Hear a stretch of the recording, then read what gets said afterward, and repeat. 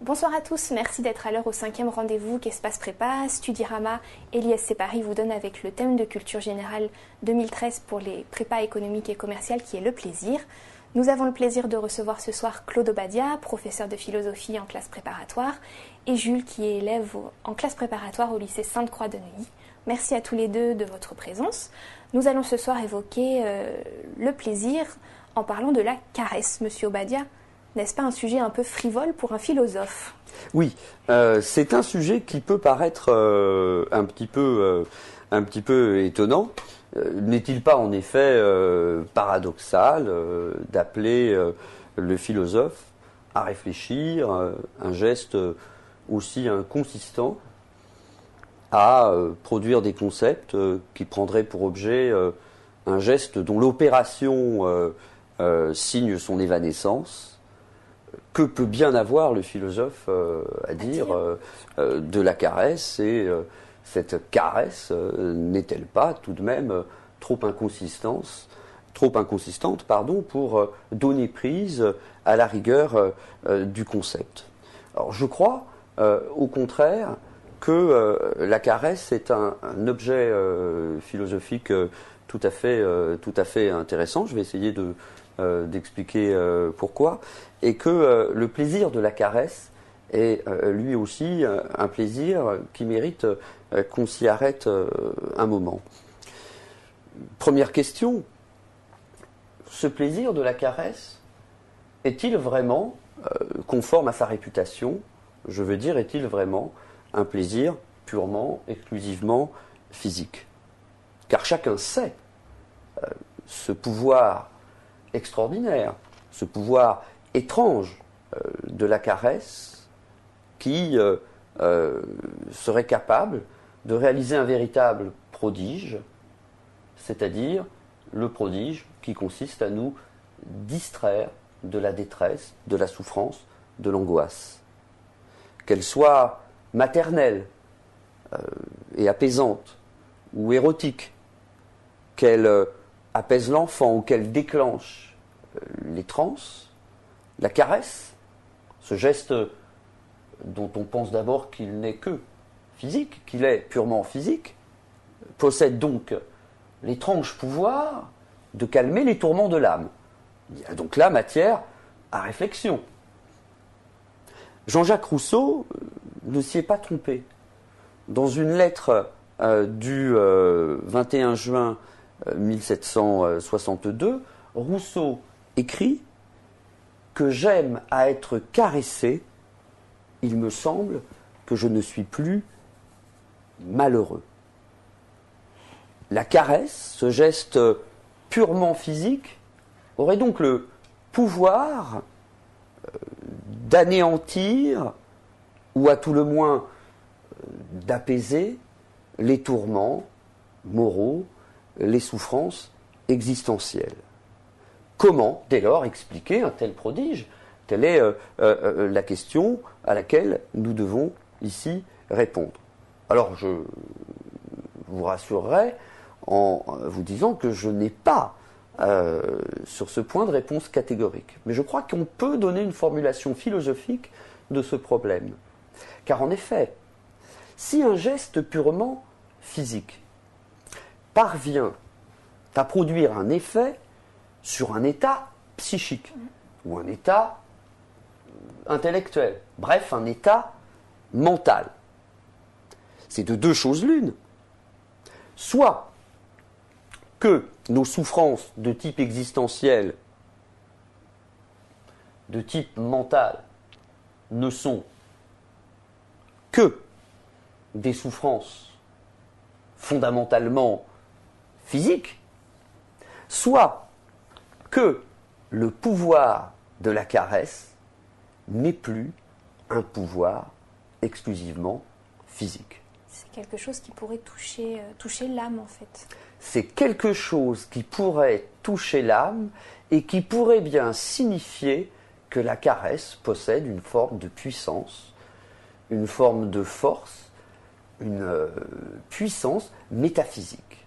Puisqu'il y a donc quelque chose de l'ordre de l'esprit dans l'opération d'un acte qui consiste à dessiner les formes d'un corps, comme si au fond, le dessin même d'ailleurs des formes du corps consistait à produire son épure, à produire son idée, comme si au fond, la caresse n'était que le geste tout physique, mais qui consiste à produire physiquement l'idée d'un corps évanescent, en compliquant toutes les parties du corps par justement l'égarement qui caractérise souvent la caresse. Donc je crois, premier problème qui touche le plaisir de la caresse, c'est ce problème-là. Au fond, la caresse nous renseigne, nous dit quelque chose de la relation que en l'homme entretient l'âme et le corps. Jules, une question peut-être sur le rapport entre l'âme et le corps? Pas particulièrement, non. Alors, une fois qu'on a indiqué qu'effectivement, par le pouvoir qu'elle a d'apaiser les souffrances morales, la caresse révèle une force méta-sensible ou méta-physique, je crois qu'on peut aussi peut-être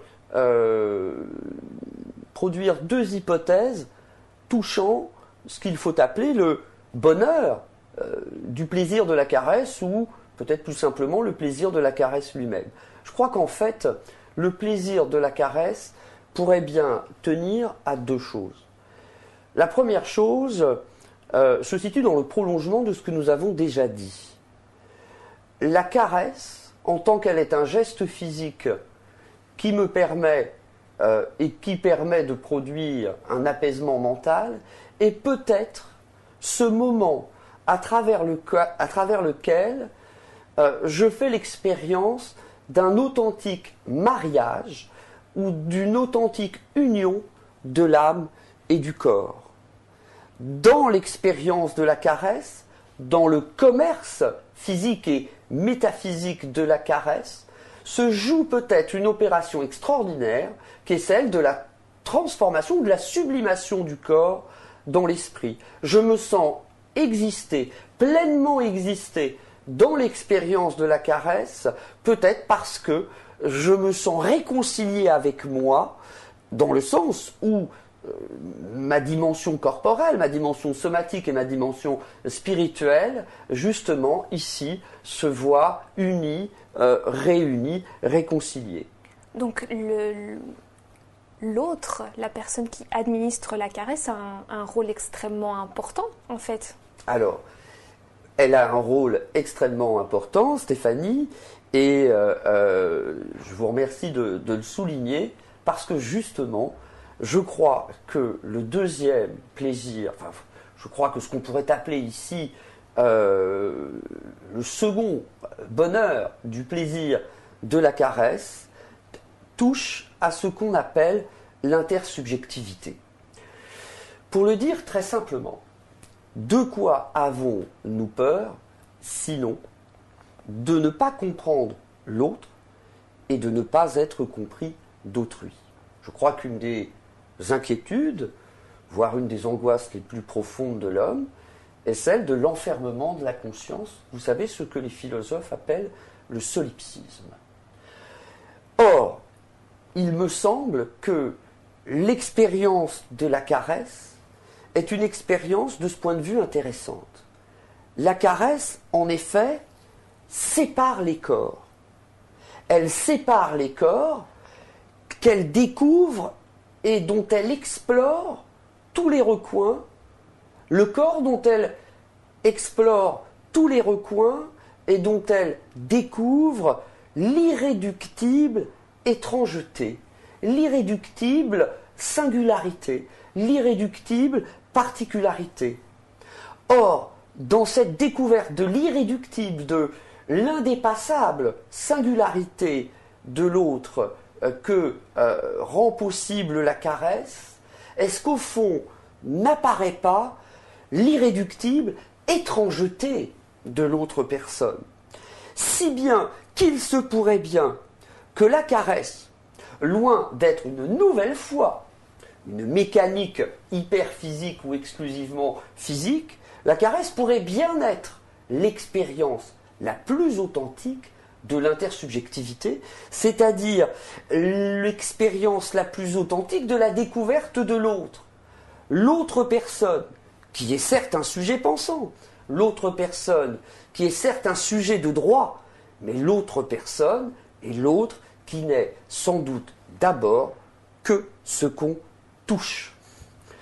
Et je pense ici, de fait, que si l'expérience de la caresse peut être aussi exaltante, si elle peut être aussi merveilleuse comme elle peut l'être parfois, c'est précisément quand l'expérience de la caresse, loin d'être l'expression d'une simple volonté d'archi-domination de l'autre, rend possible la découverte de l'autre, la prise en compte de l'altérité radicale de l'autre, de son étrangeté somatique, et rend ainsi possible dans l'échange un véritable mariage. Écoutez, nous voilà donc renseignés sur le plaisir de la caresse qui n'est pas que physique. Voilà, merci beaucoup Monsieur Obadia.